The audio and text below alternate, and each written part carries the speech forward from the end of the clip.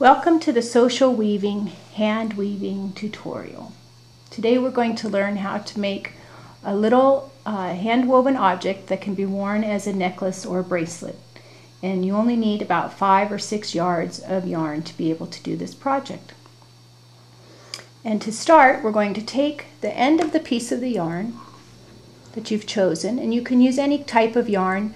I'm using wool today. I like wool because it has a little bit of give and elasticity to it, but you can also use synthetic or cotton, which is a little bit stiffer but works just great. And you're going to take that end of the yarn and you're going to secure it between the edge of your palm and your thumb, like that, to start. Now, if this is something that's difficult for you to do, you can put a slip knot in the end of the yarn and put that over your thumb. And either you can do that or you can ask someone to make a slip knot for you. And then that secures your yarn on your thumb and it's not going to go anywhere. To begin the weaving, we're going to go across the front of the pointer finger, behind the back of the middle finger, in front of the ring finger, and behind the pinky, and then around back towards the pointer. So in front of the pinky, behind the ring, in front of the middle, and behind the pointer.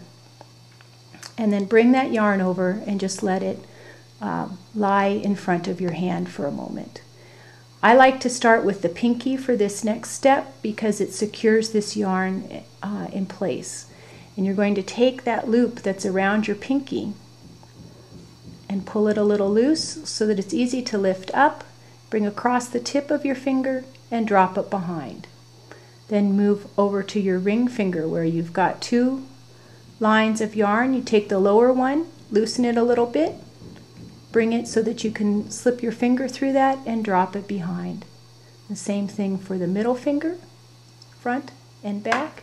And just on this row, it looks a little strange on your pointer finger. You're just going to lift that over and behind.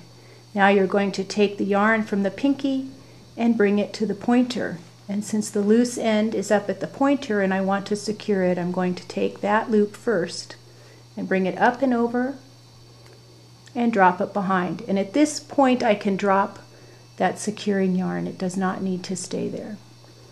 Then the middle finger, loosen it. You can see I'm bending my fingers to fit them through. That makes it a little easier to work. Ring finger, back and behind, and the pinky. Now, you can also see my yarn is moved from lower on my fingers up to my top joints. It makes it a little bit easier to work at that height. Some people like to keep their yarn tight. I find it tightens up as you're working anyway, so I don't generally make it too tight to start.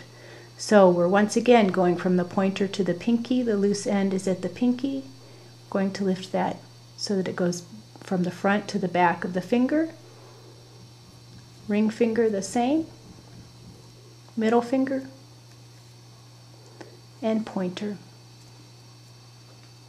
You might have to adjust a little bit.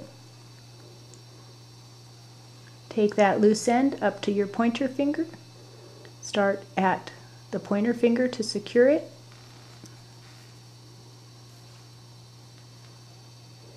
Middle finger, ring finger, and pinky. And you're going to continue this way until you have a substantial amount on the back of your fingers. We'll come back in just a second and show that.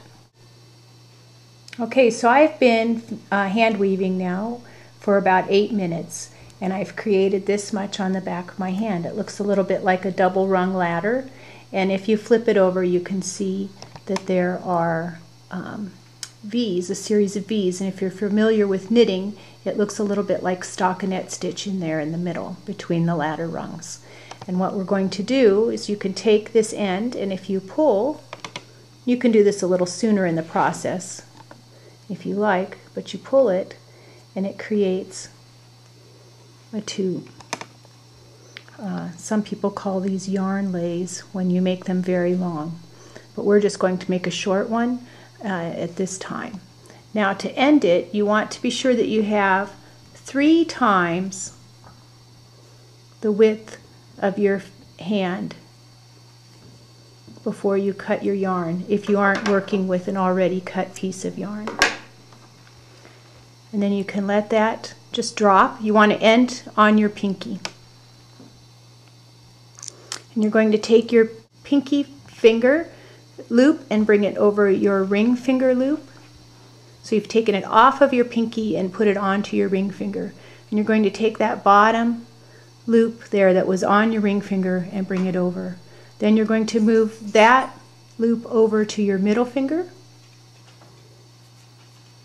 So now you've got two pieces of yarn again. Lift that one that was already there over and to the back.